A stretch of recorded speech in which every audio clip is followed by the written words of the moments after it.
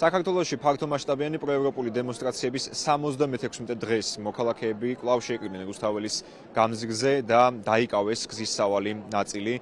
საკანონმდებლო ორგანოსთან შეკრებილების მოთხოვნები არის უცვლელი ჩაინიშნოს ხელახალი საპარლამენტო არჩევნების სამართლიან გარემოში და პატიმრობიდან დაუყოვნებლივ გათავისუფლდნენ ის პირები, რომლებიც დააკავეს 28 ნოემბრიდან დღემდე მიმდინარე საპროტესტო აქციებზე, ასევე ეგრეთ წოდებული გამჭვირვალობის კანონის საწინააღმდეგო აქციებზე დაკავებულთა გათავისუფლებას მოითხოვენ აქ შეკრებილი მოქალაქეები.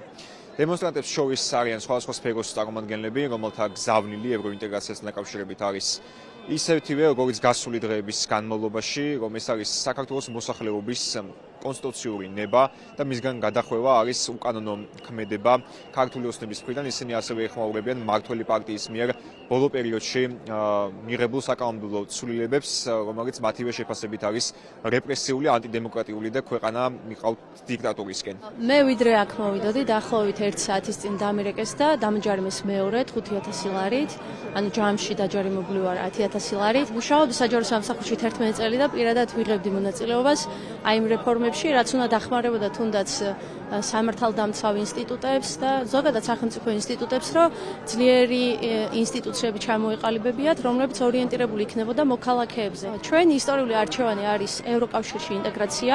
ჩვენ ამისთვის დავიქირავეთ ყველა ხელისუფლება, ნაციონალებიც და ქართული ოცნებაც და მათ უბრალოდ აი ესე თავისთვის გადაწყვიტეს და გადაუხვიეს ამ გზას. ჩვენ ამას ვაპროტესტებთ, რაც არ უნდა ჯარიმა. ის რომ მე ვდგევარ და ყოველ დღე ვდგევარ, ვიცი რომ უბრალოდ სხვა გზა არ მაქვს. უბრალოდ სხვა გზა არ მაქვს. სახში ვერ გავჩერდები, ვერ მოვისვენე, იმიტომ რომ ის ქვეყანა, როგორიც მე მინდა დაახლოებით რომ იყოს, იმას საერთოდ არ გავს, რაც ეხა ხდება და უსამართლობაზე საშინელება და თავისუფლების შეზღუდვაზე საშინელება მე მგონი არც წყურვილია, არც შიმშილია, არც ცემა. ადამიანი შიმშილობს. ადამიანი, რომელიც ვერც ნაცს ვერ დაარქმევენ, ვერც ქოცვე, ეს ყველა დროს უსამართლობას ებრძოდა და იმ უბრალო ადამიანებისთვის მიხონდა სიმართლე, ხო? და აი ესეთი ადამიანი შიმშილობს და აი მაშინ რას ნიშნავს ადამიანობა, მაშინ რას ნიშნავს ქრისტიანობა, თუ ცოცხალ ადამიანს არ დაუდექით, რომელსაც უჭირს და ავიწროვებს და ჩაგრავს სისტემა.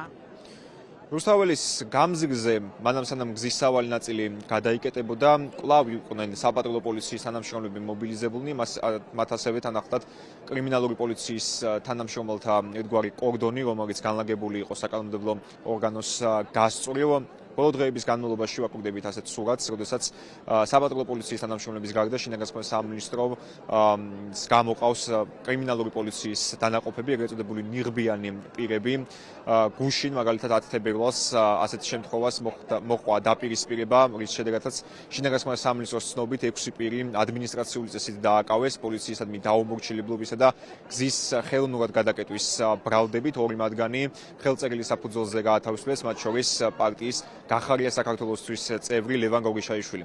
უნებრივია, უცნობია და ჩვენც ვერ შევაფასეთ ძალოვანი სტრუქტურის სამგადაწყვეტილებას, თუ რატომ გახდა საჭირო საპროტესტო აქციაზე კრიმინალური პოლიციის თანამშრომლების მობილიზება.